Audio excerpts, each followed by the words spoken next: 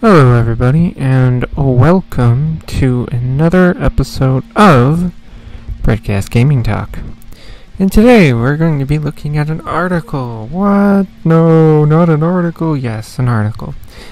We're going to be looking at this article here from Eurogamer, which is titled 18 European Countries Call for Better Regulations of Loot Boxes Following New Report. So let's take a read. A new report commissioned by the Norwegian Consumer Council has concluded that loot boxes are exploitative and predatory. Yay, good conclusion, guys. It only took you how long to realize that? Consumer protection agencies in 18 European countries have backed the report and called for better regulations of video games. Again, why are we only getting on this now? Why? But good on them for realizing. The report uses both FIFA 22 and I fucking love this, Raid Shadow Legends as case studies to demonstrate the wide arsenal of tricks to push consumers into spending as much time and money as possible. Exploiting consumers hope to receive the reward despite a minuscule chance and likelihood to do so. Yep, that's a perfect summary right there. With respect, no, don't respect this game. It's a terrible game. EA needs to fucking learn how to make a game. With respect to FIFA 22, the report highlights the allegedly exploitative nature of FIFA Ultimate Teams, which encourages players to obtain packs using FIFA points or coins, the former of which can only be purchased using real money. Yep, that's... And, you know, look, I don't play sports games, but I'm pretty sure it's been several years of people complaining about EA's, you know, Ultimate Teams in their sports games and how much of a money sink that it is. The report cites Eurogamer's extensive coverage of this very issue here and here. I'm not clicking on those links. But anyway, on Raid Shadow Legends, the report describes the game as a gacha game which does continuously encourage and push players to spend money and or in-game currency to receive random virtual items, which, how do they get in-game currency? By spending money. The report also highlights the aggressive forms of in-game marketing, deceptive design, and quote-unquote dark patterns, which encourage players to spend as much money as they can. I don't know what they identify as dark patterns, but I do think it's interesting that they mention aggressive forms of in-game marketing, which it's like, yeah, it's not just in-game. I mean, how many YouTubers do you know that, you know, either at the begin, the end, or the middle of their video are like, this video is sponsored by Raid Shadow Legends, which, by the way, claim to not sponsor people. They just pick people to advertise their game based on who plays it, which is bullshit. We all know that. But anyway, it concludes with a number of specific recommendations for policymakers, including banning deceptive design practices, listing all in-game purchases in real-world currency, banning loot boxes in games likely to be played by minors, greater transparency into the algorithms and datasets used in loot boxes, and better enforcement by consumer protection agencies. In Europe, the regulation of loot boxes will likely fall on the EU rather than individual member states. As for the UK, The government did a public consultation on loot boxes in 2020, but has yet to make a decision based on the outcome of the consultation. And then here is their tweet about it, and so on and so forth. So, let's quick talk and cover about something. Here is this part. So, banning deceptive design practices. Yes, this needs to happen. I don't care who you are, where you are, what you are. This needs to happen immediately. Like let's not sit on our hands about this. You know, it's like this part here. You know, when the UK brought in the guys from EA, we all remember the video, you know, of them being questioned about loot boxes and them dodging every question and saying, you know, we all remember. But yes, now the only thing I disagree with is this aspect of banning it in games likely to be played by minors. We need to just ban it in all games, you know, because sure, starting them young and building a gambling addiction is a bad thing as well, but you know, there are adults out there who have gambling addictions who, you know, are probably not being any better off. You know, they think, oh, if I just play video games, and then it's like, you know, they play something like Raid Shadow Legends or FIFA or any of that. Now, I had originally heard through a video I had watched, you know, that like this kind of thing would be basically make it come down to where if a game had these mechanics, you know, the developers would have to be like, okay, if we want our game in the EU, we have to remove our mechanics, or we can't sell these games in the EU. And I would love that, you know? I mean, could you imagine if a lot of these large games just got banned outright because they weren't, you know, imagine if, as much as I love to play it, imagine if Genshin Impact, you know, got banned in the EU because, I forget the name of the company, but the people that make it decided, oh no, we're not going to take out our gacha mechanics. Which, you know, I've never spent a dime in that game, and I don't plan to. But yeah. But anyway, yeah. So yeah. It needs to be banned all the way. This, I mean, if you're smart enough to know these things, then sure. You know, it would be probably good to know how these companies are making their data sets and algorithms for these things, but I mean, I don't know. In my mind, I'm like, I don't really want or care about knowing why or how they make it happen. I would much rather we just do something about it. And you know, this kind of comes with all of it, because it is a problem. All of this is a problem, you know. And this is something that I feel is that, why is it only the EU that's doing something about this, you know? Now, yes, it could be one of those things where it's like, if the EU does something about it and it's effective, you know, maybe then the US will catch on, and then Canada, and so on, you know. If one country does something that's effective, then others will, you know, also get on board and do that as well, which would be great, you know. But, I don't understand why it's always the EU. I mean, good on them for doing this, or at least trying to do this. But you know, why can't we have been the ones to realize this, you know? It's one of those things I'm like, what is the United States doing?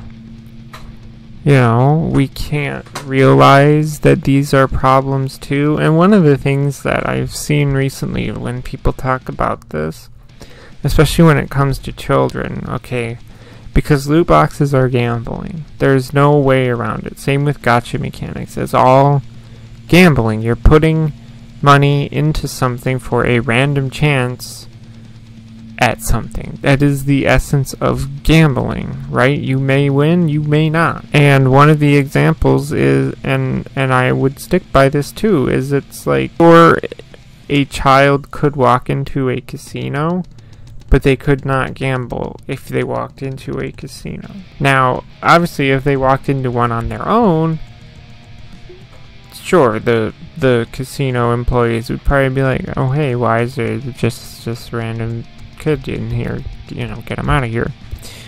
But, you know, the easiest way to say it is that no casino would just let a child walk in and start gambling. And I think that is a precedent that we need to set when it comes to loot boxes and gacha mechanics in video games, you know. Now, let me also say that this is not something that would excuse any of those articles, you know, like there was one when I was watching a video about this that popped up about, you know, a kid who spent $20,000 in Genshin Impact, and their dad got the credit card bill for it. Now, I didn't read the article, but my guess it would be like the one article that I made a video on, however long ago it was, where, you know, this kid was like spending obscene amounts of money in a Sonic mobile game, and then like the parents were just like, oh my god, why doesn't the game prevent this from happening? Why doesn't my device prevent this from happening? It's not my fault that I'm a bad parent. You know, it doesn't excuse any of that. But one of the things I absolutely love about this article is this part. The listing all in-game purchases in real-world money. Let me pull something up real quick. Okay, so this is the storefront in LEGO Legacy, because it was the quickest thing I could think of. So I'm in the Brickspedition tab here, because this is where you see things like, you know, character tiles, and abilities, and all, you know, tools, so on and so forth. But I want to focus mostly on the, well, actually, yeah, see, we can even look at it in this too, under bags. So, you know, you get your free bags, of course, but, so like here, right, you get the chili bag, or the big chili bag, that costs 650, you know, purple gems. Now, I've gotten my purple gems from just playing the game.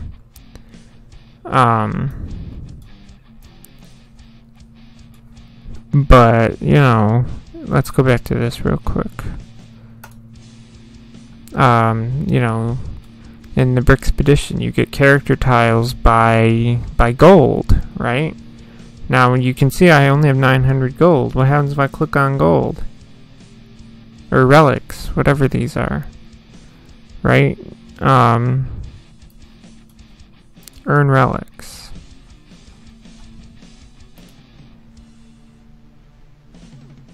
Maybe it's just... Okay. Either way. So, I'm going to use this. So, you see our... Right, this is our main currency, is Lego studs.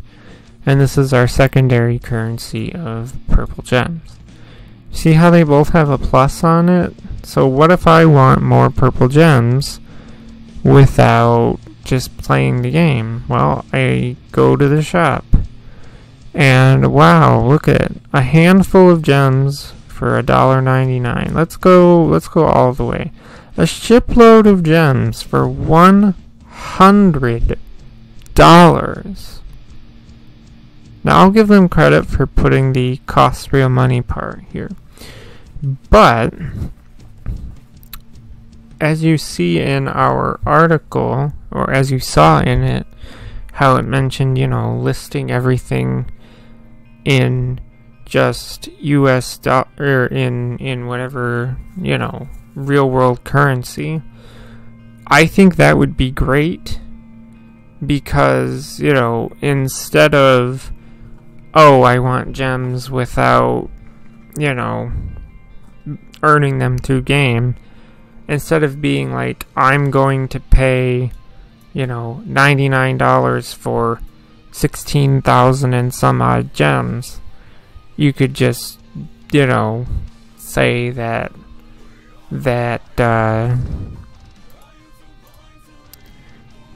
instead of this costing relics, or instead of, oh shit, where is it? Instead of this costing, you know, 1,000 gems, if we go to our gems,